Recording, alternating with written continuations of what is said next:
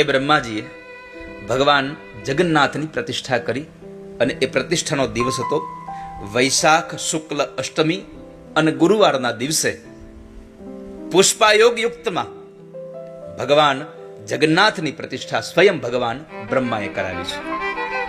બ્રહ્માએ પ્રતિષ્ઠા કરાવી. ભગવાને કહ્યું કે મારા આ મહોત્સવને ઉજવજો અહીંયા. તો પૂછું પ્રભુ તમારો ઉત્સવ ક્યારે ઉજવો? તો કહે છે કે જ્યેષ્ઠ પૂર્ણિમા હોત ઉજવી શકાય છે, જેને ગુંડીચા મહોત્સવ કહ્યો છે. જ્યેષ્ઠ પૂર્ણિમા કેમ? તો કહે છે કે જે પરમાત્માનું પ્રાદુર્ભાવ જે વૃક્ષ આવ્યું હતું એ જ્યેષ્ઠ પૂર્ણિમાના દિવસે આવ્યું હતું. બીજું કહ્યું અષાઢી બીજના દિવસે પણ મને રથમાં બેસાડી અને જે જગ્યાએ મારો પ્રાદુર્ભાવ થયો હતો એ જગ્યાએ મને લઈ જાજો, ત્યાં હું રોકાઈશ. ત્યાંથી પછી જે જગ્યાએ તમે મને સ્થાપિત કર્યો, જ્યાં મને નિર્માણ કર્યો, ત્યાં લઈ જાજો સમુદ્ર કિનારે, ત્યાં હું 7 દિવસ રોકાઈશ.